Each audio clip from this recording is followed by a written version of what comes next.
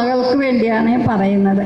അവരെ കുഞ്ഞുങ്ങൾ ഒരെണ്ണം ഉണ്ടായിരുന്നു. എന്നിട്ട് അവർക്ക് ഒരു കൊച്ചു മാത്രം മതിയെന്നും പറഞ്ഞ് ഇരിക്കുമായിരുന്നു. ഞാൻ അവരറിയാതെ ഇവിടെ വന്ന്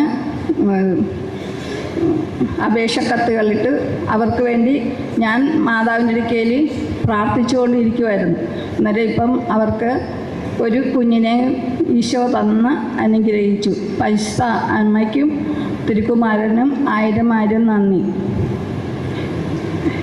ഉൽപ്പത്തി പുസ്തകം 17:20 ഇപ്രകാരം തിരുവചനം പറയുന്നു: ഞാൻ അവനെ അനുഗ്രഹിച്ചിരിക്കുന്നു, ഞാൻ അവനെ സന്താനപുഷ്ടിയുള്ളവനാക്കി അവൻ്റെ സന്തതികളെ വർദ്ധിപ്പിക്കും.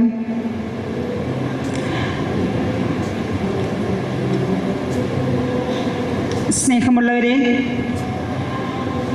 അന്നമ്മ തൻ്റെ മകൾക്ക് വേണ്ടി പ്രാർത്ഥിച്ചു. ഒരു കുട്ടിക്ക് വേണ്ടി അന്നമ്മ മകൾക്ക് ഒരു കുട്ടി മതിയെന്നുള്ള തീരുമാനത്തിലായിരുന്നു. പക്ഷേ ഈ അമ്മയ്ക്ക് ആ മകൾക്ക് 2 കുട്ടികളുണ്ടാകണമെന്നായിരുന്നു പ്രാർത്ഥന.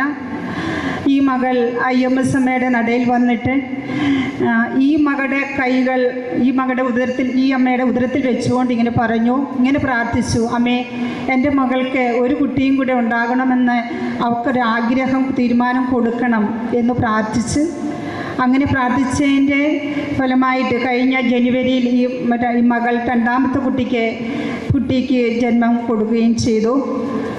ഈ അത്ഭുതം പ്രവർത്തിച്ച ഈ തിരുക്കുമാരനും ഈ മാതാവിനും 1000 നന്ദി അർപ്പിക്കാം. യേശുവേ സ്തോത്രം, യേശുവേ നന്ദി.